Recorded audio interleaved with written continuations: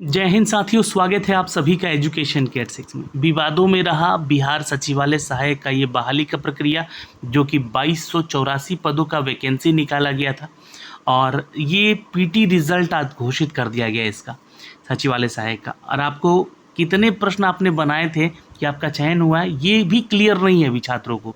In fact मैं आपको एक चीज़ और बता दूं कि रिजल्ट तो दिया गया है, लेकिन कट ऑफ देकर और यहाँ पर आप लोगों को परेशानी में डाल दिया गया, क्योंकि देखिए परसेंटाइल में कट ऑफ दिया गया है और इसके ऊपर हम लोग चर्चा करेंगे। फिलहाल बिहार एसएससी सीजीएल का मेंस कब होगा, इसके ऊपर भी चर्चा करेंगे। हम लोगों ने लगातार बिहार एसएससी सीजीएल को लेकर प्रोटेस्ट भी किए हैं, इनके ऊपर वीडियोस भी बनाए हैं, आपको पढ़ाया भी है, क्यूजेस भी करवाए हैं अपने चैनल पे। तो आप लोगों को हर वो चीज़ आप लोगों तक पहुंचाने का प्रयास किया गया है। जब रिज़ल्ट आया तो कुछ एक छात्र बहुत खुश हैं क्योंकि उनका रिज़ल्ट हुआ है, लेकिन लाखों में छात्र हैं, क्योंकि 9 लाख लोगों ने फॉर्म भरा था, जिसमें कि 6 लाख लोगों ने इसका एग्ज़ाम दिया था लगभग, है ना। तो ये 6 लाख लोगों में से जाहिर सी बात है कि 2284 का 5 गुना ही इनको सेलेक्ट करना था। तो यहाँ पे छात्र सेलेक्ट हुए हैं 11,240। अब इतने ही छात्र यहाँ पे खुश हुए होंगे, लेकिन इनमें से लाखों ऐसे अभ्यर्थी हैं जो कि नाराज़ हैं इस रिज़ल्ट को भी लेकर, क्योंकि उनका रिज़ल्ट नहीं हुआ है, जाहिर सी बात है। लेकिन अभी भी आयोग इस चीज़ को समझ नहीं रहा है। ये नाराज़गी का जो हिस्सा है बहुत बड़ा है और ये टूटेगा तो कोई एग्ज़ाम नहीं होने देगा, क्योंकि आप लोग पारदर्शिता ला ही नहीं रहे।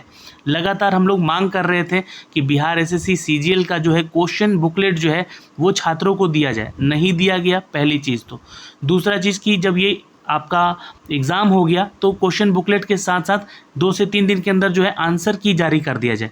अब आंसर की क्यों जारी करने को हम लोग कह रहे थे लगातार, क्योंकि जो भी क्वेश्चन बुकलेट है वो उससे जो भी क्वेश्चन मान लीजिए कि आयोग कहता है कि सही है लेकिन छात्रों के अनुसार वो गलत है, उसके ऊपर ऑब्जेक्शन किया जा सके। क्योंकि हर एक विभाग, अगर आप बीपीएससी की बात करें या बीपीएसएससी दरोगा की जो बहाली कराता है, वो भी आपत्ति दर्ज करवाता है। तो यहाँ पे क्वेश्चन बुकलेट जब तक आपके हाथ में नहीं रहेगा तब तक आप किसी क्वेश्चन पे, किसी प्रश्न पे ऑब्जेक्शन कैसे लगा सकते हैं। इस एग्ज़ाम में आपको पता होना चाहिए कि आप बुक लेकर जा सकते थे एनसीईआरटी या बीएसईबी का, है ना। कुछ एक चीज़ वहाँ पे भी गलती थी, एनसीईआरटी की पुस्तकों में ऐसे प्रश्न भी देखे गए थे, विवादित थे प्रश्न। परीक्षा के जब एग्ज़ाम ख़त्म हुए थे उस समय भी एनालिसिस किया गया था, तो कुछ एक प्रश्न विवादित थे, लेकिन उस चीज़ का भी क्लियरेंस यानी कि सफाई से यहाँ साक्षात कहें तो यहाँ पे क्लियर नहीं था। ये जो है आपका जो है रिज़ल्ट सही है, गलत है, या आंसर सही है या गलत है, इस चीज़ को लेकर। लेकिन अब आयोग जो है अपने मन की कर रहा है और यहाँ पर फाइनली आपका रिज़ल्ट दे दिया गया। बहुत अच्छी बात है, रिज़ल्ट में ज़्यादा विलंबता नहीं की गई है। विलंबता तो हो ही गई है, विवादों में रहा है, पेपर लीक हुआ था, फिर से एग्ज़ाम किया गया और अब जाके इसका रिज़ल्ट भी फाइनल दे दिया गया। आइए इसके रिज़ल्ट के ऊपर लेकर चलते हैं सीधे आपको, और ये इसका फाइनल रिज़ल्ट है दोस्तों। जिसको भी अपना रिज़ल्ट यहाँ से चेकआउट करना है, एक बार चेकआउट ज़रूर कर लीजिएगा। ये पूरा का पूरा पीडीएफ है। ये पीडीएफ आपको जो है बिहार एसएससी के ऑफिशियल वेबसाइट पे देखने को मिल जाएगा। अब देखिए मैं एक चीज़ आपको यहाँ पे दिखला देता हूँ, और ये जो है आपका ये पहला पेज है जहाँ पे आपको 30 मई को इसका जो है प्रदर्शित कर दिया गया था, लेकिन आज 31 मई को इसको पब्लिश किया गया है वेबसाइट पे। 23/12, 24/12 और 5 मार्च को इसका परीक्षा हुआ था। ये परीक्षा रद्द किया गया था, है ना, एक्सेप्ट को रद्द किया गया था, उसके अनुसार यहाँ बाद में इसका परीक्षा लिया गया 5 मार्च को। अब यहाँ पे 11,240 छात्रों को मेधानुसार यहाँ पे मुख्य परीक्षा के लिए यहाँ पे बुलाया गया है। आप लोग को फिर से इसका फॉर्म भरना पड़ेगा जिन छात्रों का चयन हुआ है, और रोल नंबर वाइज जो है आपका रिज़ल्ट यहाँ पे दिया गया है। तो आप लोग अपना roll number wise result check कर सकते हैं और कर सकते हैं। सब कैसे करना है रिज़ल्ट आपको चेक, तो यहाँ से जाइएगा आप सर्च बटन पे, और यहाँ पे जैसे आप क्लिक कीजिएगा, है ना, तो आपको अपना रोल नंबर बोलेगा डालने को। तो सपोज़ मान लीजिए कि मैं एक छात्र का डाल रहा हूँ जो कि मैं उनको जानता हूँ यहाँ पे, तो 106836111, आई थिंक यही रोल नंबर है उनका। तो यहाँ पे जो है आप, तो यहाँ पे देखिएगा इस तरह से मार्का बन के आ जाएगा, है ना, कि जिनका रिज़ल्ट हुआ है उनका यहाँ पे फाइनल रिज़ल्ट आपको शो हो जाएगा। तो इनको कॉन्ग्रेचुलेशन है। ऐसे ही उन हज़ारों छात्रों को कॉन्ग्रेचुलेशन है जो कि 11,240 अभ्यर्थियों की इस लिस्ट में है। तो आप लोगों को भी बहुत बहुत बधाई। आप लोग मेंस की तैयारी में लग जाइए। मेंस का एग्ज़ाम कब होगा तो ये आपको मैं बता दूं कि 2 महीने के अंदर इसका एग्ज़ाम का नोटिफिकेशन डाल के आपका फॉर्म भरवा के इसका एग्ज़ाम कराने का पूरा तैयारी है आयोग का यहाँ पे, है ना। चूँकि विवाद में अब ना जाए ये परीक्षा और इसके लिए 5 साल 6 साल इंतज़ार ना करना पड़े छात्रों को, है ना, इसलिए तो ये चीज़ें बहुत ही जल्दी में होगी।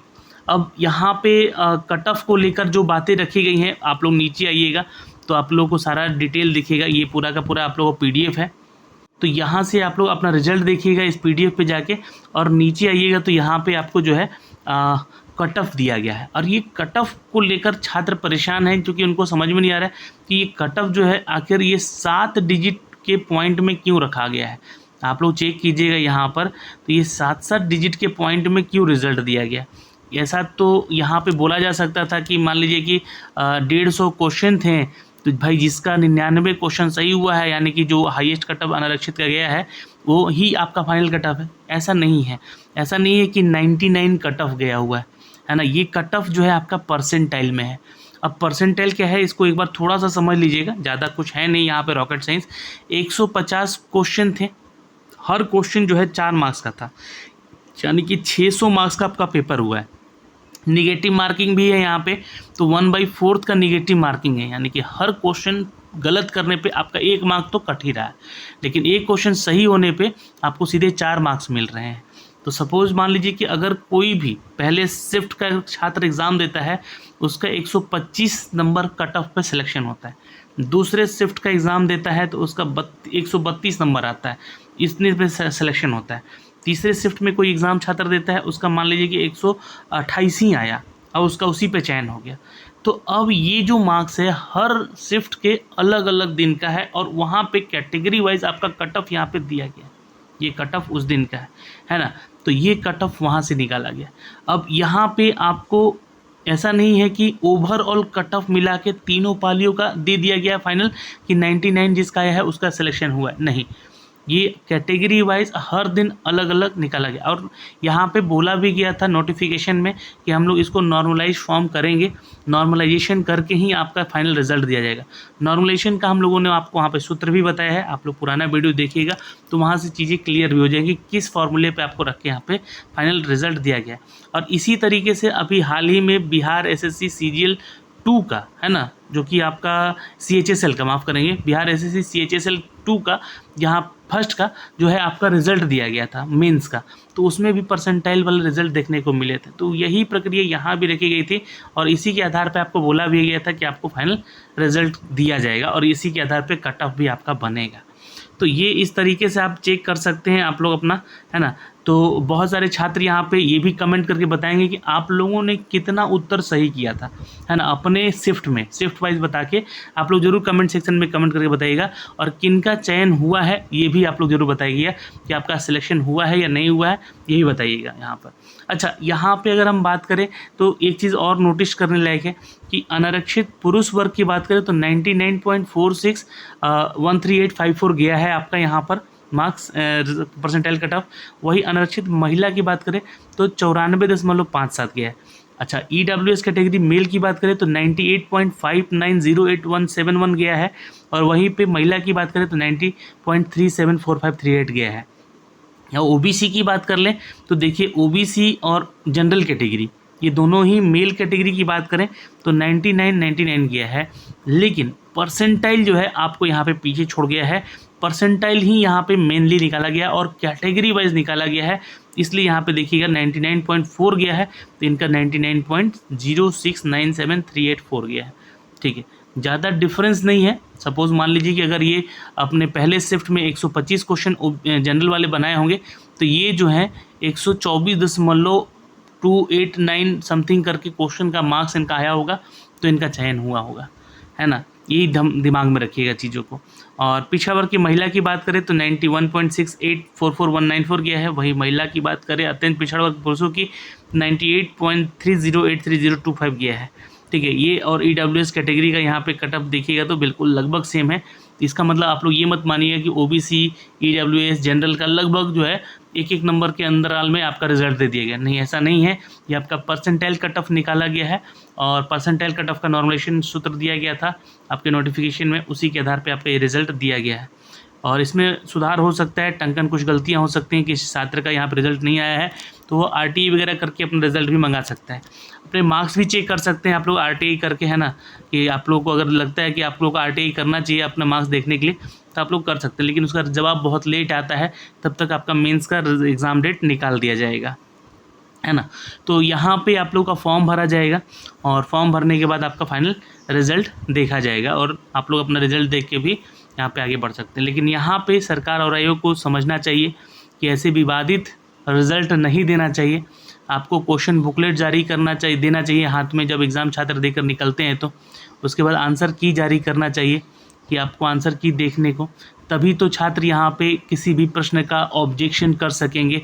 सपोज़ मान लीजिए कि कोई क्वेश्चन गलत होता ही है, 150 प्रश्नों में कोई ना कोई क्वेश्चन गलत होता ही है, तो एटलीस्ट उस क्वेश्चन पे ऑब्जेक्शन हो सके। क्योंकि यहाँ पे अगर देखिएगा तो हर एक क्वेश्चन पे लड़ाई है ना, और वो भी लाखों में छात्र लड़ाई कर रहे हैं। लाखों कैंडिडेट एक क्वेश्चन गलत करते हैं या एक क्वेश्चन आयोग से गलत होता है तो उनका परसेंटाइल ऊपर नीचे हो जाता है। तो इसको लेकर जो है आयोग को सोचना चाहिए, ताकि वो छात्र जो है अपने किसी भी गलत प्रश्न पे जो है या गलत उत्तर पे जो आयोग के ऑब्जेक्शन कर सकें। ऑब्जेक्शन करने के बाद जो आपका फाइनल रिजल्ट आएगा, इसको चेक किया जाएगा, उसके आधार पे जो है पारदर्शिता के रूप में यहाँ पे रिजल्ट आपको देना चाहिए। तो ऐसे में आपका रिजल्ट सही होगा, नहीं तो ये परीक्षाएँ ऐसे ही चलती रहेंगी और ऐसे लोगों का चयन होता रहेगा जो कि बिना पढ़े भी वहाँ पे पहुँच रहे हैं, घूस के दम पे या फिर कहें तो धांधली के दम पे, पेपर लीक के दम पे, या फिर कहें तो बैकडोर एंट्री के दम पे जो है एंट्री ले रहे हैं ऐसे आयोग में और ऐसी चीज़ों में। तो आयोग से और सरकार से विनती फिर मैं इस वीडियो के माध्यम से करूँगा कि लाखों अभ्यर्थियों का सोचिए, है ना, वैसे लोगों का वहाँ पे चयन करके भेजिए जो कि आपके कार्य को और आसान बना सके। पढ़े लिखे लोगों को वहाँ पे जाना ज़रूरी है, ना कि पैसे के दम पर जाने वाले लोगों को वहाँ ज़रूरत है। तो ये फ़िलहाल आपका रिज़ल्ट है और जिन छात्र का चयन हुआ है उनका मैंने रिज़ल्ट दिखाया है, उनको बहुत बहुत बधाई है। और वैसे ही इन सभी तमाम 11,240 छात्रों को बधाई है। लेकिन आप लोग मेंस की तैयारी में लग जाइए, क्योंकि आपका रिज़ल्ट जो है दे दिया गया है। अब 2 महीने के अंदर जो है आपका मेंस एग्ज़ाम भी प्रक्रिया शुरू हो जाएगा और इसका मेंस एग्ज़ाम भी ले लिया जाएगा जल्द ही और इसका भी रिज़ल्ट दे दिया जाएगा और फाइनल आपका चयन हो जाएगा। गुड लक है आप लोगों को। जय हिंद। मिलेंगे आपसे अगली वीडियो में।